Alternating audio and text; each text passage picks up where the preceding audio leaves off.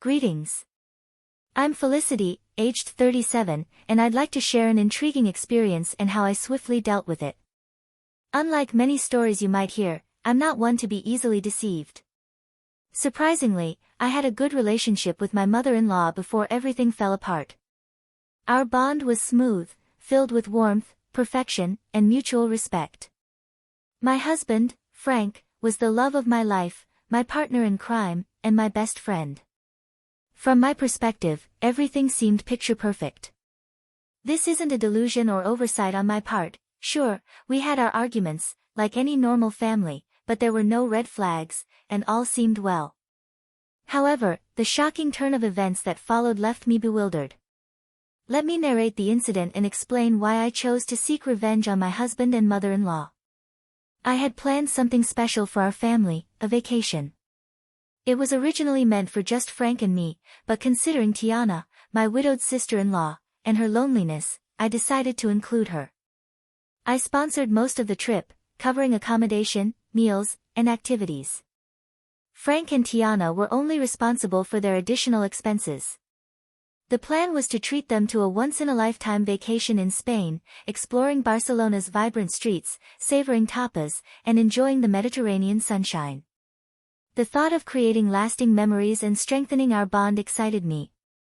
Little did I know that this grand adventure would lead to events that shook the foundation of trust and shattered the illusion of our perfect family. Backtracking to that fateful day, filled with hope and promise for our Spanish dreams, I stood in the living room holding plane tickets with a smile on my face.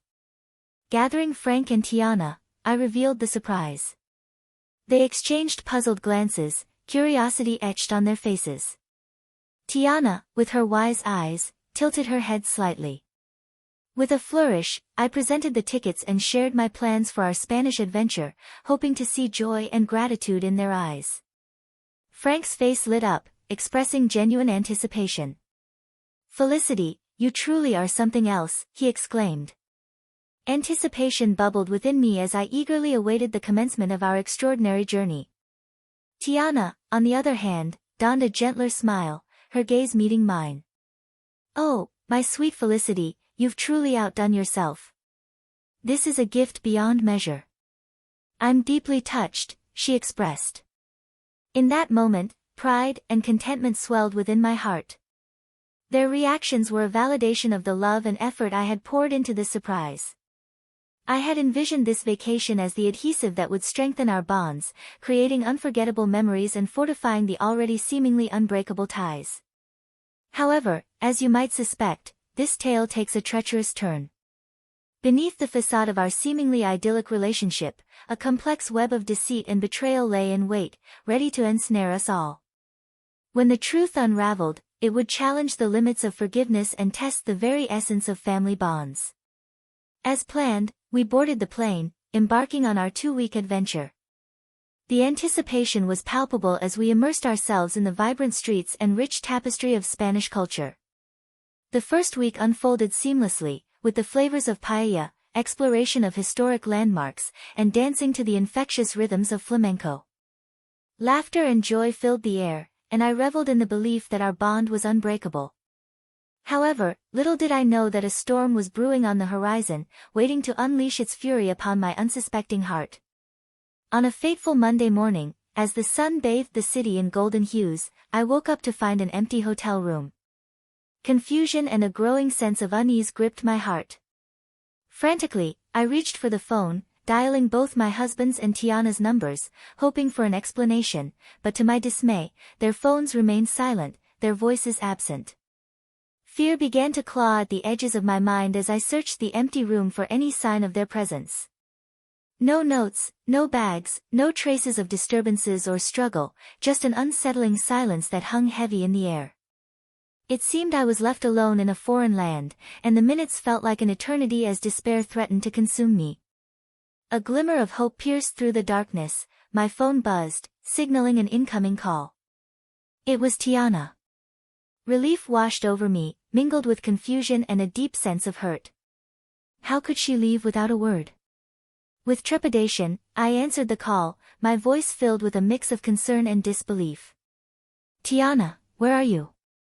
What happened?" I questioned. Tiana's voice, tinged with a strange mix of resignation and frustration, reached my ears. However, it wasn't the same sweet voice I had always known, it sounded colder. Felicity, I felt the need to return your call since my phone was incessantly ringing.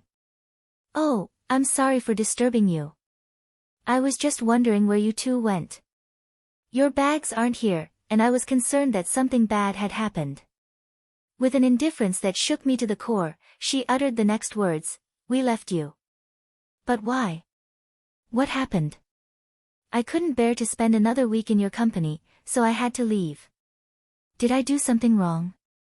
Yes. I mean, how could you be so dense? Dense? Excuse me. You sprung up this trip on me, practically forcing me to go with you.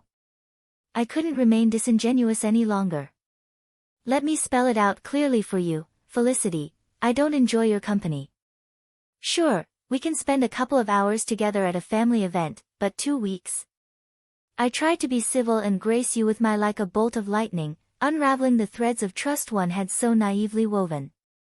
How could our seemingly unbreakable bond crumble beneath the weight of unspoken grievances? Questions flitted through my mind as I grappled with this harsh reality. What had I done wrong? What exactly did I do to deserve such harshness? How did things escalate to this point? Was there no chance for reconciliation, presence for as long as I could? Turns out, I could only master 1 week with you before I lost my mind. I'm sorry, but I'm on the way to the airport with Frank right now. We can't be around you any longer. Shock reverberated through my core as the revelation struck me. Confusion and heartache intertwined within me, the pain of betrayal seeping deep into my soul. I didn't know you felt this way, Tiana, honestly, and you had no reason to. I'd always led you to assume that things were fine and dandy between us. Why not bring that up? Why not sit me down so that we could hash out whatever problem there was between us? Because if I'm being honest, I still don't know what I've done to wrong you. That's the thing, I just can't put my finger on it. But you just irk me. What? That's the most childish thing I've ever heard. You can't stand me just because of some inexplicable irk? Grow up, Tiana. I thought I offended you or something, but I didn't do anything wrong, right? Not necessarily, but it doesn't matter. What matters is how I feel about you, and I feel that you're annoying, and I just can't stand being around you. If that's the case, then why did you say yes to coming with us on this trip? Because it was a free trip to Spain. No one is going to turn down that opportunity.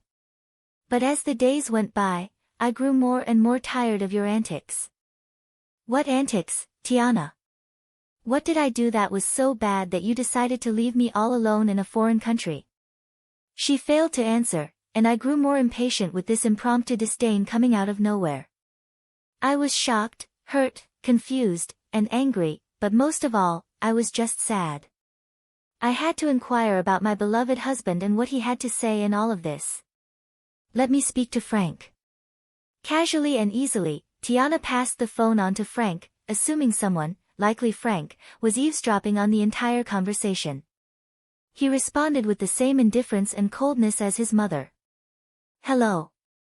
Really, Frank? You decided to leave me too. I didn't leave you because I don't like you. I left because my mom needed me to take her home. So you knew about all of this? How long have you known about your mother's apparent hatred towards me? For some time now.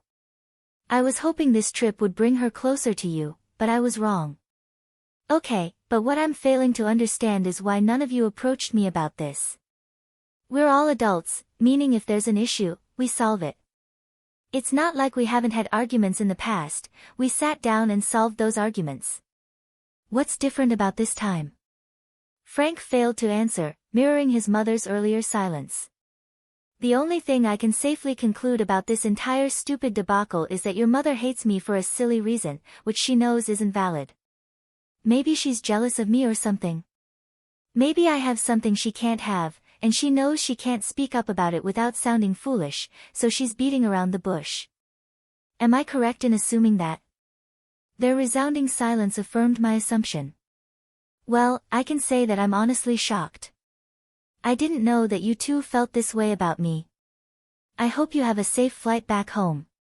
I cut the call, pacing around the hotel room, still trying to understand the issue. As I contemplated whether I deserved this treatment, I realized that 37 years on this planet had taught me that sometimes people hate for no apparent reason, driven by jealousy or bitterness. It's not uncommon, but the last people I expected this behavior from were my own family. After sobbing for some time, I had an epiphany, taking me back to the moment when I decided to take control of my destiny and seek vengeance against those who wronged me without cause. It was a pivotal moment that would forever change the course of my life. Wiping away my tears, a newfound determination welled up within me. I refused to waste any more precious emotions on their actions. It was time to show them they couldn't trample over my heart and get away with it. With trembling fingers, I dialed my childhood friend Arlo's number, knowing I could trust him with my darkest secrets. After pouring out my heart and explaining the painful betrayal, I cautiously asked if he could assist me in my quest for justice. Arlo, always the loyal and mischievous friend, listened intently, his voice filled with a mix of concern and excitement, reassuring me that he had my back. "Felicity, my dear friend, you're a force to be reckoned with, and you know you can count on me for anything and everything. So, what are you planning on doing?" "Well, Arlo, you know how your construction company always has excess sawdust?" "Yes, it can be quite a hassle to get rid of sometimes. I believe I've found the perfect use for it." His curiosity piqued. I unraveled my plan like a carefully crafted script, detailing how we would execute the ultimate act of retaliation. Bags of sawdust would be delivered to Tiana's house, infiltrating every corner and crevice, leaving an indelible mark of chaos and betrayal. Arlo couldn't help but smile at the brilliance of my idea, a subtle yet impactful reminder to Tiana of the stress she had unleashed upon my life. Armed with Arlo's expertise and my newfound determination, we set our plan into motion. The question arose, how would we get inside the house before they returned? "You need to get the spare key hidden under the potted plant on the patio. Then you'll be in." "Wow, you thought of everything, huh?" "I'm not one to be played with. I think I'm a reasonable woman, but if they want to go lower and act childish, then I'll go even lower." Atta girl.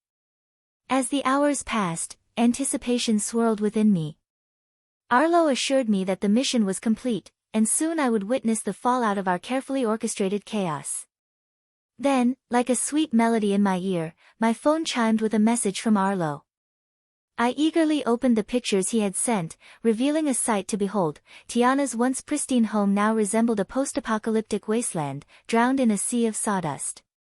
Every nook and cranny had been touched by our mischievous hands, a scene straight out of a surrealistic painting, an embodiment of the chaos that had unfolded in our lives. I called Arlo, and his laughter echoed through the phone. I couldn't help but join in. It was a cathartic release, a shared moment of triumph against those who had betrayed me. I expressed my heartfelt gratitude to Arlo, acknowledging his willingness to tread the path of mischief with me. He simply said, "Naughty can be so satisfying, my friend." As the clock ticked away, I could feel the tension building within me. How would Frank and Tiana react when they walked through the doors of their once beloved home? The anticipation was almost unbearable, a heady mix of nerves and vindication. I couldn't help but relish in the thought of their bewildered faces and disarrayed emotions. Hours later, my phone erupted with frantic energy. It was Frank, his voice laced with panic and disbelief as he described the chaotic scene that awaited them, the sawdust-covered house standing as a testament to their betrayal. My heart danced with wicked delight as I listened to his exasperated voice. At that moment, I knew that the message had been received loud and clear, their actions had consequences, and the chaos they had sown had come back to haunt them. "Felicity, it's just awful. Mom is in hysterics." I decided to reveal the part one played in this and said, "It serves both of you right. How could you leave me here alone without a valid reason, no less?" "Wait, Felicity, was this your doing?" The wailing and panic in the background stopped, and instead, I heard my mother-in-law say, "Give me that," before shouting in my ear, "How could you do this to us?" "To me? I have no idea what you're talking about. Have you considered that this is just your karma? Oh, come on, Felicity, we all know it was you. Who else would have access to my home? Home? It's very easy to break into someone's home nowadays, Tiana, especially if you don't have any security cameras installed, which, by the way, you should seriously consider doing to prevent things like this from happening again. Honestly, Felicity, how can you do this to us? When are we supposed to sleep? This sawdust is making my lungs ache. Oh, that's right, you probably forgot to get the keys to my house, huh? Well, that's a shame. I'm guessing you two are going to have to stay in yet another hotel. But for how long? Until I decide to come back from my vacation, I guess. I mean, I paid for 2 weeks after all, and who knows, I might feel greedy and decide to extend my stay. Frank then took the phone from Tiana, and she began to bawl once again, mourning her ruined furniture. Felicity, this was foul. How could you do this? I don't know why you're assuming that I had anything to do with this. I mean, how could I? I'm currently relaxing in the hotel jacuzzi. How could I have done this? I held back my laughter as the two of them were clearly confused as to what had happened, even though they suspected I had something to do with it, which I obviously did, but they didn't have any solid proof. So I basked in all the glory of knowing that they were frustrated but had nowhere to direct their anger. As I bid Frank farewell on the phone, a sense of contentment washed over me. I had taken control of my narrative, leaving them to grapple with the consequences of their actions. I know what I did was quite foul and even quite dangerous, considering how old Tiana is. I mean, spending even a night in that house could lead to serious health consequences, but I knew that they wouldn't dare to dream of staying there. It was too sabotaged to be habitable. They just had to rely on staying in a hotel for a little bit longer because I didn't want my money to go to waste. I stayed that extra week in Spain, enjoying the culture as I intended, while my husband and my mother-in-law were undoubtedly worried, trying to find a cleaning company that would take on such a daunting task. I didn't know how long it would take to get the house professionally cleaned, but I knew that in the meantime, my mother-in-law would have to stay with us in my home, and I knew that she would just be irritated the whole time since she apparently couldn't stand my company. This should serve as a reminder to some of you that some people need to learn the hard way. If you can dish out your own justice, then by all means, go ahead and do it, and really give people something to be mad about.